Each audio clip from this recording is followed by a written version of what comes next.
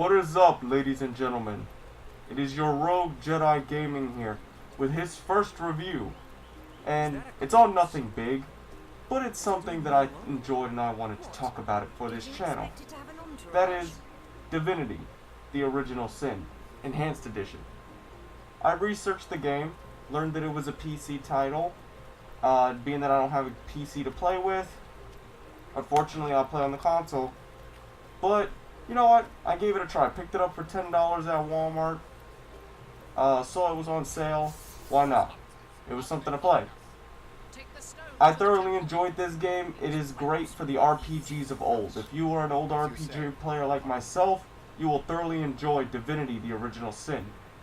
Now, what is Divinity, the Original Sin? It is more of a goofy take, but still serious in its own right, to the RPG genre as a whole. Great combat, great graphics for a game of this caliber. Many people will be confused going into this thinking it's like Diablo and none of that. It is, to an extent. It shares more of its RPG elements from turn-based combat, open world, and exploration. And with this handful of enemies to play against, and different custom classes, you will thoroughly enjoy this game.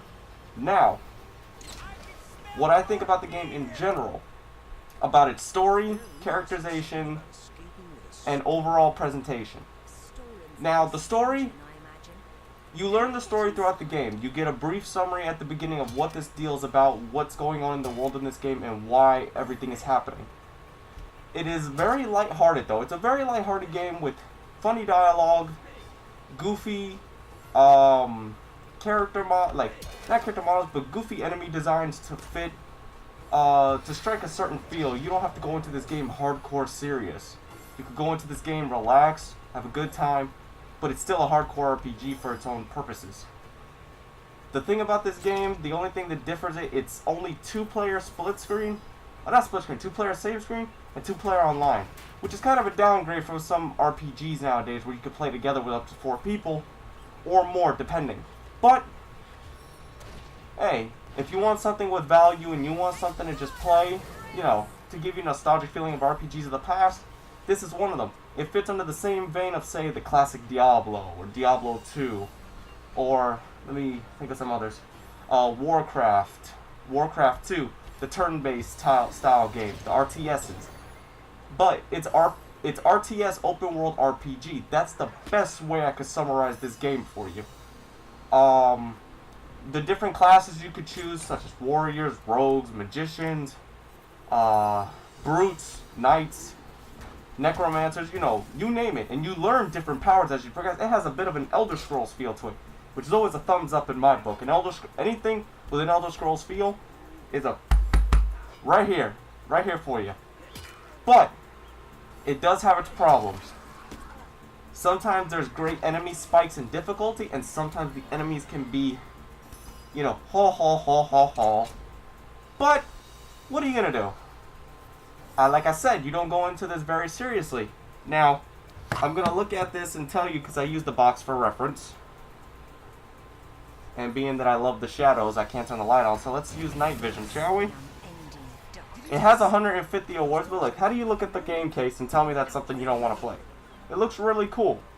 It has a great visual art style to the case that matches the game style of the game itself. And it's 100+ hours, not an endless repetition like most RPGs where you could just keep going. This game does have an end. Don't want to say anything for it. That's why I didn't tease no footage of late progressions in the game, just early progressions. But if you are in Walmart or see this game in a bin for $10, I say you got it. I say you should do it. The other thing I want to talk about, the dialogue system and the leveling up. You level up like any other RPG, but dialogue is where I really liked it. You get serious dialogue, you get goofy dialogue. It kind of feels like those Camelot films. And if you know what I'm talking about, such as parody films like, if you ever seen The Black Knight with Martin Lawrence, most of you probably haven't, but, you know, who knows. but the dialogue can affect the game. It has like a choice system, and you can debate. You always have a partner with you. You could also customize and create the other person with you. You always have a person flagging you, and your AI partner you can control, so you don't have to worry about idiotic AI, if that makes any sense. You don't have to worry about AI being stupid. You can control your AI partner. You could decide what he or she does.